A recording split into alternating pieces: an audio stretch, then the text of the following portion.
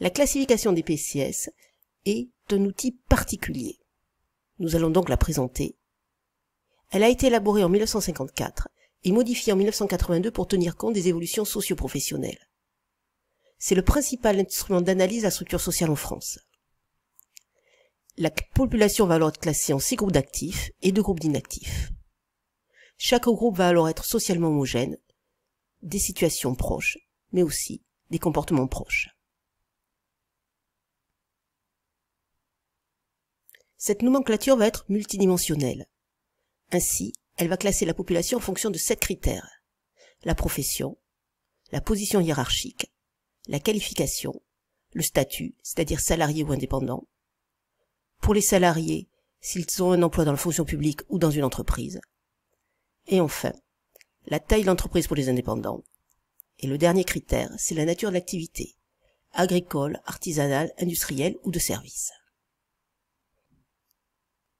À partir de ces critères, il va donc y avoir 6 groupes d'actifs.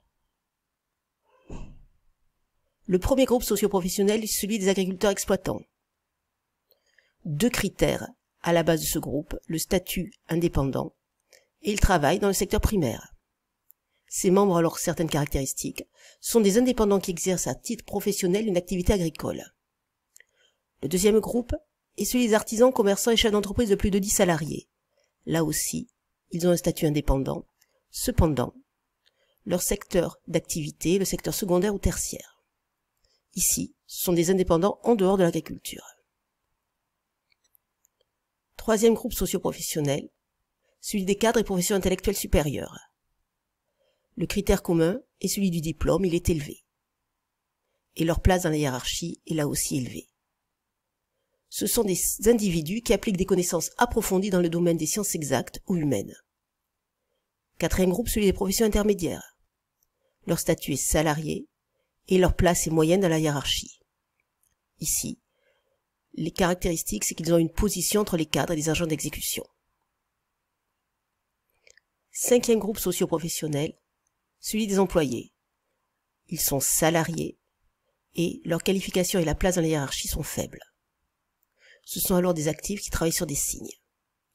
Dernier groupe d'actifs, les ouvriers. Leur statut est salarié et là aussi leur qualification et leur place dans la hiérarchie sont faibles. La différence avec les employés, c'est qu'ils ont un travail manuel et qu'ils sont des producteurs de ressources matérielles. Enfin, 2 groupes d'inactifs. Le premier est celui des retraités. Leur critère est l'absence d'emploi rémunéré et ce sont des personnes âgées de plus de 53 ans qui n'ont pas d'emploi et ne sont pas au chômage, mais qui ont eu autrefois une activité professionnelle. Le dernier groupe est celui des autres personnes sans activité professionnelle. Là aussi, ils n'ont pas d'emploi rémunéré et on y met dans ce groupe les inactifs et les chômeurs qui n'ont jamais eu d'emploi.